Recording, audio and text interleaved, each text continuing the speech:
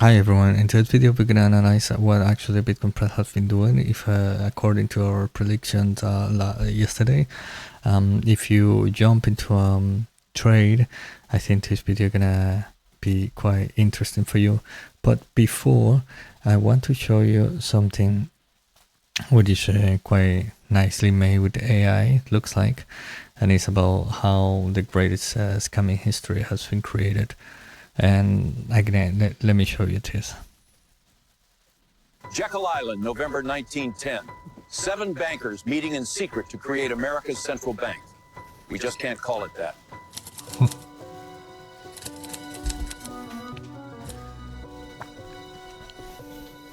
The 1907 panic nearly destroyed us. Banks failed, fortunes vanished. We want to control America's money supply, create booms, trigger busts, and profit from both. And how will we do that? We'll create money from nothing, loan it to the government, and charge interest. Legal counterfeiting, my friends. But there's a cost. Every dollar we print steals value from existing dollars. It's a hidden tax that flows directly to us. And it gets worse. If we ever get off the gold standard, governments can print money for wars. Endless wars become possible and profitable. Since Americans hate central banks, we'll call it the Federal Reserve. Sounds governmental, doesn't it? It's not. The president will appoint board members, but we'll pick who he appoints. We'll have 12 regional banks. Looks decentralized, democratic even, but New York banks control them all. That's us. You're probably wondering how we're going to get this through Congress. December 23rd, 1913. Most of Congress home for Christmas. Perfect timing for passing unpopular legislation. I'll publicly oppose our own bill in Congress. They'll pass it thinking they beat Wall Street. We'll fund university chairs, write the textbooks. They'll teach our system as economic science. Beautiful. Every American born after this will inherit debt on money we created from nothing. Generational servitude. The Federal Reserve. Not federal, no reserves. But everyone will think it's their government protecting them. Good afternoon.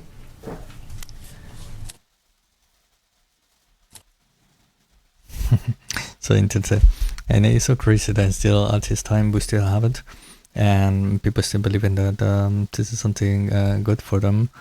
So since the 80s with Nixon, they removed the Bitcoin standard, and now we have opted to basement currency, completely insane every single year, and people don't wake up anyway. It's really sad that people don't want to open their eyes now when we have so much access to internet, to information. You just need to take your time, research, and be interested on question yourself the question of why. But people still don't do it. It's so insane. So yeah, congrats to you that are here and listening to this and trying to find a way to unfuck yourself, because it won't get better, and that's why I have been calling all the time, just get Bitcoin, safe in Bitcoin, because there is no other way to protect yourself from all this huge scam than with Bitcoin. Now I want to show you this video as well from Tom Lee, because he have been be bullish all the time in Bitcoin, and now he has been switching a lot to Ethereum. This is about Bitcoin. I'm gonna play after something about Ethereum. This is really like how we say, Bitcoin is the replacement of gold. If it's so complicated for you to think how you can save, how you're gonna save the energy and power of your work in Bitcoin, you just need to think that's gonna be the replacement of gold, because actually Bitcoin have the same properties like gold, and even another ones that gold doesn't have. So it's even better than gold, but people still don't like to believe that just because it's not physical. But listen to this. The simplest way to think about Bitcoin is that it's gaining traction as a replacement for gold. I think that if someone wanted to understand the use it is funny because it just looks like really exciting with what he's getting, because he's Bitcoin maxing. And when he's talking about Ethereum, she have completely different phrase because she doesn't really like how he talks so bullish about Ethereum that he's doing as well. It's a strategic reserve with Ethereum. Replacement for gold. I think that if someone wanted to understand the use case for Bitcoin, and there's many, but they're there are not many. they don't have a lot of conviction around something. To me, I could say easily it should supplant gold. Exactly. So I think Bitcoin should be, over $1 million over time. They will. And then I kind of prescribing to the view that there's probably a chance that maybe the 4-year cycle is ending for Bitcoin because of the way institutional adoption of that thesis is taking place. Maybe I don't And see so that you now, have but institutional this and time. essentially permanent I'll be surprised holders if of it's this Bitcoin time. coming in. So it should be good. I mean, so I think Bitcoin should really build upon this 120 before the end of the year. So 200,000 maybe 250. 220, 250. Let's see. I like that he's really bullish, but also I think it's not good for people that they're just starting. They listen to this because they hopefully, I'm super bullish. Hopefully we're gonna reach that price, but I don't see if it is a bull market. Let's see how they play out. That's why I always continue analyzing the price and checking in order for you to follow as well, and then we can go together and see if we're gonna reach the 145, 150 I have been calling it since last year, in June last year, or we're gonna go higher. But the charts need to say that, and not just people or buyers like institution, because they just want to be they just want you to be the exit liquidity, pretty much. So now let me play out this Ethereum video where he's talking about with the Sanger. And this is very interesting because Ethereum has been getting really bullish since the bottom. Not only because it was the bottom already, but also the narrative completely shift. Before there was the layer 1 of Ethereum, and there were a lot of layer 2 that was just pretty much copycat Ethereum, just doing what Ethereum does, but a little more efficient in the transaction blocks.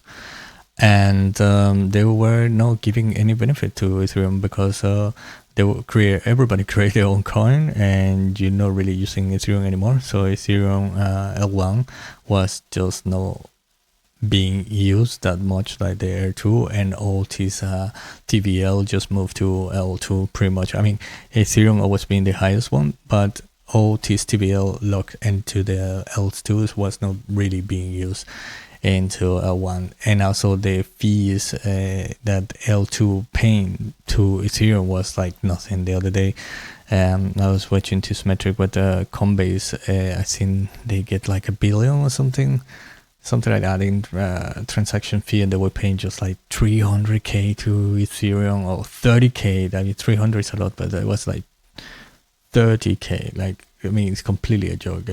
Just Ethereum base just copy Ethereum, and now they have another business model in order for them to grow and grow, and Ethereum just doing nothing. But now the narrative completely changed. So the Ethereum Foundation want to get more and more and scaling the L1, which is Ethereum, and like this L2 gonna lose momentum. And also then you have also how's the name of this one? Let me see. Layer 0, I think it was, that they were saying that they gonna implement a way to help Ethereum to practically to earn as well, have profit from them, and they will use natively Ethereum in their chain. Let me check. I don't remember it was actually the end. Let me see. I'm gonna check in later, but now I just want to play this. So listen to what he's saying. You're always tweeting about Bitcoin is the way. Let me see. Sorry, guys. It's just they were talking too slow. There we go. You're super bullish on Bitcoin, but then you're also tweeting that you think Ethereum is the best macro trade of the decade, and you're building an Ethereum treasury company.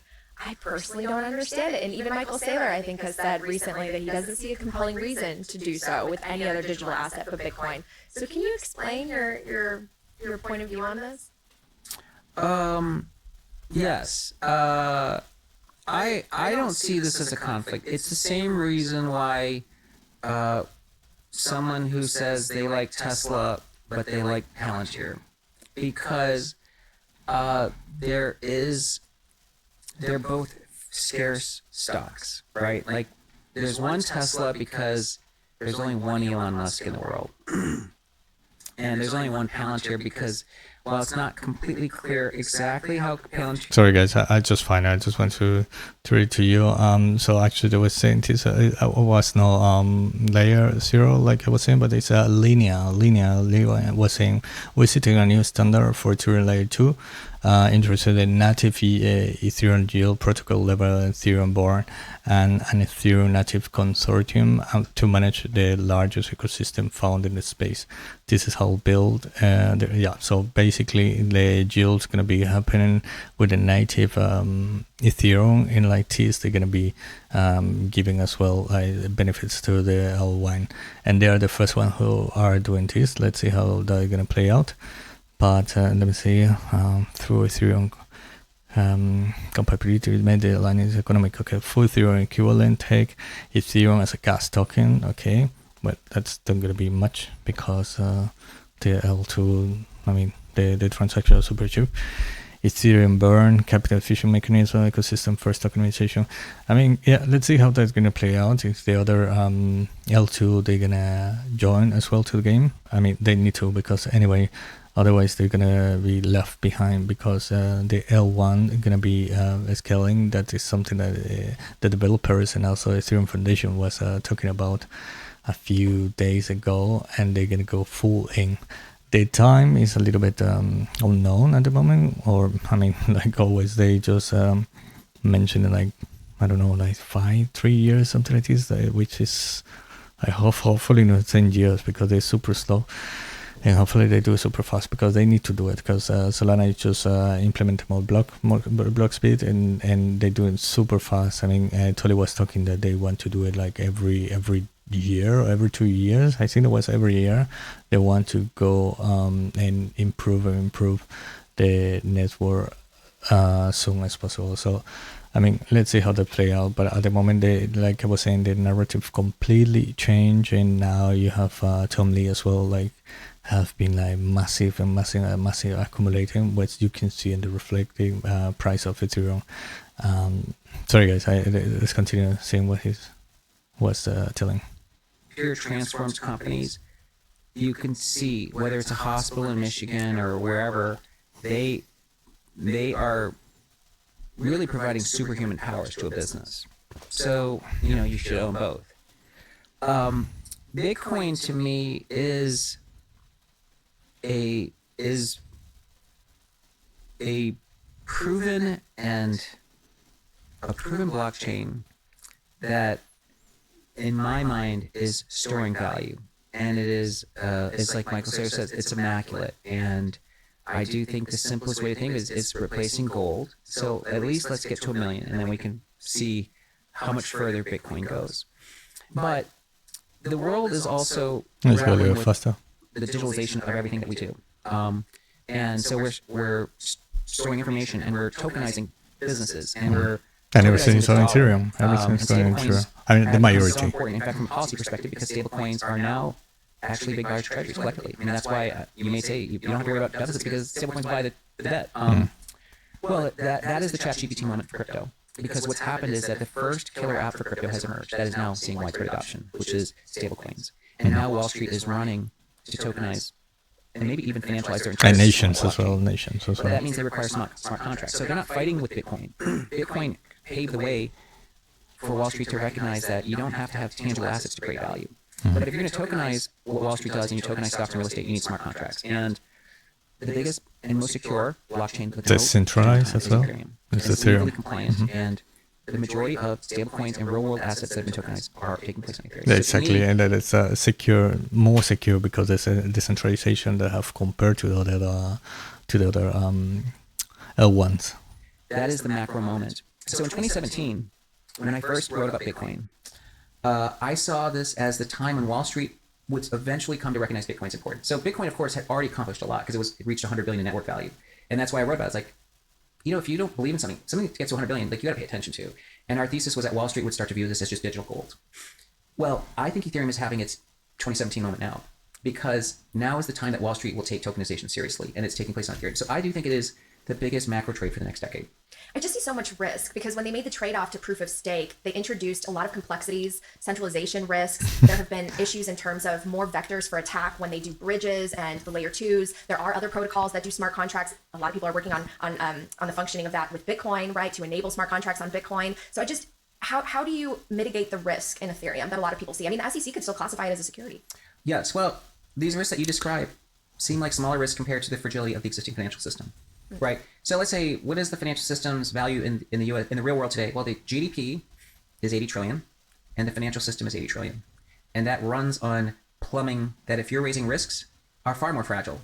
We are using trust vectors that are, in some cases, arcane systems, transfer agents that, rubber stamp things. I mean, look at the level of fraudulent activity on a traditional financial system ledger. J.P. Morgan, who I think is leading in terms of security for its customers and trying to do fraud prevention, still about 7% of their activity is suspicious. So you can't prevent infiltration. So is Ethereum superior to that? Yeah. I mean, so if you're comparing it to Bitcoin, we're comparing the wrong analog, is my opinion. So if you had to put all your money into one, though, over the next 10 years, would you choose Bitcoin or Ethereum? There we go. That's you get a word. So but actually what he's saying it's not the case anymore, because recently it came this statement from SEC that finally all the crypto liquidity staking activities are not securities. So this is completely massive, because all this is super bullish for Ethereum and Solana as well, because they for a long time was always like the question of with the yield, well, are they securities or not? And finally come this statement would say that it's not. So just answer what she was pointing out that made no sense anymore. I don't know from where's this video. August 5. It's pretty recent, but I guess they didn't do live projects from before. That's it. Now, why are we making that a choice? I'm just curious. Yeah, exactly. You could only choose one. Why? Well, if I had to choose, because I'm chairman of BitMine, which is an Ethereum treasury, then I, of course, would choose Ethereum. Well, one of the reasons I asked is you had this great clip that I actually saw a couple months back of Stanley Druckenmiller, and he was talking about how you don't need to have 30 ideas, you don't need to diversify. In fact, one idea strongly held can actually outperform everything else. And Actually, he didn't say one idea. Okay, so he says a couple. You only need a couple ideas. Well, so that's why I'm asking about why it's one. Okay, fair enough. Obviously, my idea is But I'm just going to say, in my 30 years of investment history, investing experience, I've never been told to have only one choice. Okay. And I've never seen anyone make a good decision based on one choice. All right, fair enough. One thing I do believe in is free markets. Let's see what happens over the next 10 years. Yeah. Anything else you want to share that people should really be paying attention to, that you've been watching closely, or that we should be looking out for?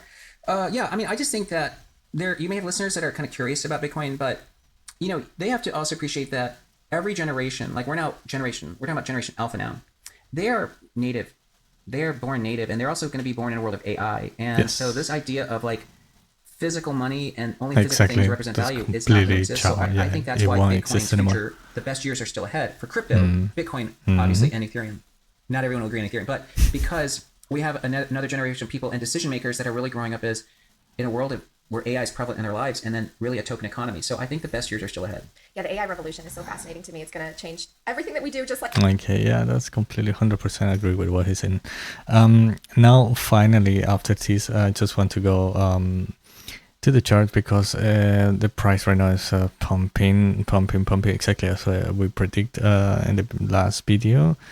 Let me see, we are in the 4-hour chart. I was actually saying that the best price to get some the best price was down here. Let me show you where it says this rectangle. Yeah, this would be like the area to enter to a trade, and the best price, but it wasn't like going to happen according to the possibilities I was pointing last time, was around here 12.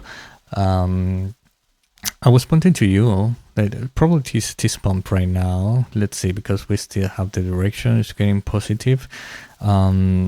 we start to see a little bit of movement. I want to call this line for now on the Fortuna line. So Fortuna line is just trying to start to go to the positive way. This I'm gonna call it like this to don't confuse you.